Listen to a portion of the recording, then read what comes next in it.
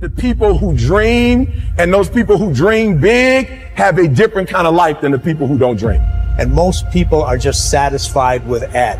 There's always a next level. Your definition of greatness and what you want to achieve could be totally different than somebody else's. You know, we always say, no one wants to be first, okay, because they're afraid of the consequences that come with doing something first. If you're not getting the results you want from your dream, then examine your motivation. Give yourself something to work towards constantly. Take charge of your emotions. Don't let someone else choose them for you. If you're not going to do everything that is necessary to get where you want to be in your life, why even bother? Sounds harsh, doesn't it? Makes you wonder, why am I saying exactly what I just said? Because the time is now for you to recognize that there is no time to be feeling pity about your discussions and what it is that you have inside yourself. You have got to have a different type of conversation within yourself and stop doing the word can't and stop doing the word try.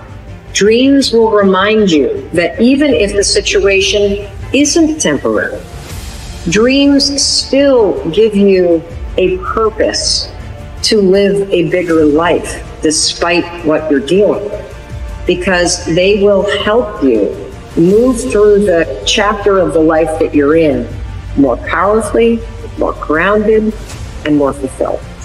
Now, believing in yourself is simply an attitude. Believing in yourself is a choice. You have to choose to believe that you can do anything you set your mind to, anything at all, because in fact you can. Those who succeed don't believe in limits. They study until they understand. They don't give up when they experience doubt. They don't give up when it's hard. They do not give up, full stop. They keep working hard even if they've been rejected. They keep at it. They keep searching for new opportunities. That's exactly how you have to be. Life is hard and you'll never get far if you limit yourself in anything you do. Stop wasting your time making excuses and blaming other people. You need to set goals and pursue them. But you got to set goals and create pressure and get some support until you get there. And the worst thing you can do is let yourself off the hook. And that's what excuses do. You let yourself off the hook. When you set a goal, when you have a dream, when you have a vision, don't you ever let yourself off the hook. And start now. Start believing, start dreaming, and create the life and the person that you really want to see. Most people go through life never discovering what their talents are. Most people never develop their talents. They have skills and abilities, but if you don't nurture them, if you don't develop them, they will never serve you. Your gifts can take you many places if you develop your gifts.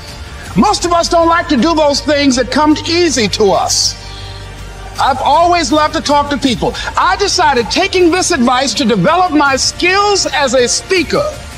And my gift has developed and it's taken me many places. You have something that you brought to the universe.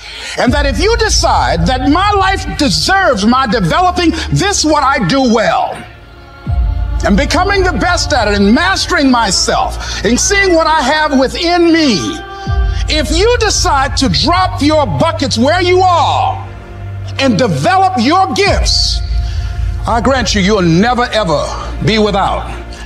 I grant you that your gifts will take you places that will literally amaze you.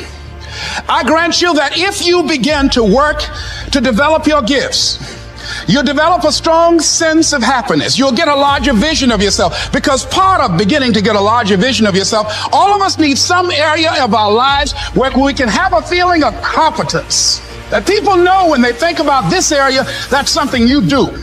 That you eat and sleep that. And that you do that. You do that. And people know it. And you know it. And you know that you know that you know this. If you don't know anything else, you know this. Can you tell I know what I'm doing? Oh, hello. You know this. So you've got to work on it. When other folk are having a good time, you've got to have the strength of character to concentrate, to read, to digest information. If you decide in any particular area that you're concerned about, to make a conscious, deliberate, determined effort to read one book a month in that area, in 5 years, you'll be among the top 5% experts in the world. I read a minimum of 2 books a week.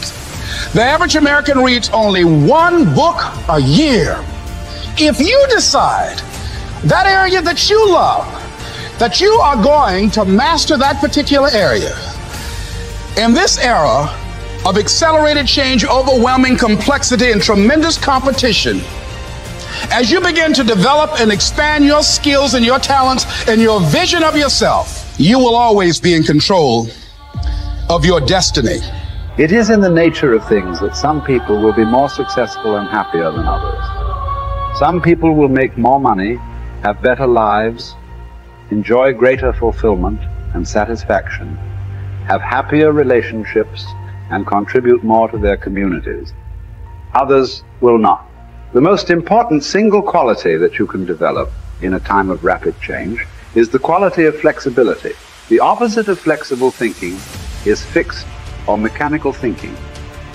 The opposite of approaching life with an open mind is to react automatically and predictably in every situation. The opposite of flexibility is an unwillingness to change in the face of new information or circumstances. The quality of flexibility is therefore essential if you want to do and have more than the average person. Today, perhaps the most important factor affecting your life is the speed of change. We are living in an age where change is taking place at a faster rate than ever before in human history. And if anything, the rate of change is increasing, year by year. Change today is not only faster, but it is also discontinuous, not following a straight line, but starting, stopping, and going off in unpredictable direction. Change is coming at us from all sides in so many different ways that it is often impossible to anticipate what might happen next.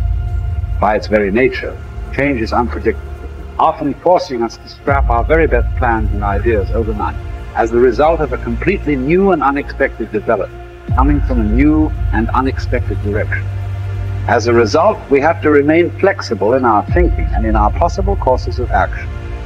You must learn to say to remain flexible is, I made a mistake. It is amazing how much time, energy, and money is wasted because someone's ego is so large that they will not admit they have made a mistake, even one that is obvious to everyone around them. Once you say, I was wrong or I made a mistake, the issue is largely over. From then on, everybody can get on with resolving the problem or achieving the goal. But as long as a key person is unwilling to admit that he or she has taken the wrong course, everything comes to a stop. We have seen this repeatedly in national politics, where the failure of a single person to admit a mistake or blunder has led to tremendous waste of time and energy for everyone involved, and often for the entire nation. Here is the most important rule of flexibility. Be clear about your goal, but be flexible about the process of achieving it. Always be open to the influence of your superconscious mind. Remain sensitive to the possibility of serendipitous and synchronous events. Be open to ideas, inspirations, and inputs from other people. In the New Testament, Jesus said, you must become like a little child if you would enter into the kingdom of heaven. One interpretation of these words is that you must remain open-minded, flexible, calm, confident, and curious if you want to be able to recognize new opportunities and possibilities as they open up around you on your journey toward your goal. Resolve to remain flexible and open no matter what happens. Remember, there is almost always a better way to accomplish any task or to achieve any goal. Your aim should be to be alert and aware to what it might be, to find it and then to take action in that new direction as quickly as possible. This will ensure that you inevitably reach your goal, sometimes in the most unexpected and surprising ways. You see, you can have anything you want in life if you want it badly enough and are willing to pay the price. Now, the rules regarding the price of success are simple. There's just 2 of them. Number 1 is you always have to pay full price for success. And number 2 is you always have to pay in advance. Now, here are some key points on goals. And please remember these. The first key point is that your ability to set goals and to make plans for their accomplishment is the master skill of success. The development of this skill requires continual practice and serious personal work. something that only the top 5% will discipline themselves to do. You see, setting goals is hard. Setting goals requires delaying gratification. Setting goals means taking some time aside and sitting down and really thinking through what it is you want in each area of your life. And because this is difficult, most people won't do it. Your goals must be congruent with your basic values. Your self-esteem comes from engaging in activities and working toward goals that are consistent with what you believe to be good and right and important. Take some time to think through what you believe in, and then structure your goals in harmony with your innermost convictions. What are your basic values in life? What would you live for? What would you fight for? What would you sacrifice for? What would you die for? What are the most important things to you in life? And are your goals, are your daily activities congruent with those values? Now, one of the things we know about high-achieving men and women is that they're very clear about what it is they believe in. And one of the things that we know about underachievers and failures is that they're very vague about what it is they believe in. Because when you know what your values are, then it's quite easy for you to make the critical decisions in your life. But if you don't know what your values are, or if you've never taken the time to think them through, then you will toss with the wind and you'll go whichever way the wind blows on almost any area of decision. Fourth point in goal setting, you must have a major, definite purpose. One goal that is more important than any other. You can have many different goals, but you must have one goal which is number one. And many people ask me this question. They say, finally, can I have two major definite purposes? And the answer to that is no. There's a line in the Bible that says, a double-minded man is unstable in all his ways.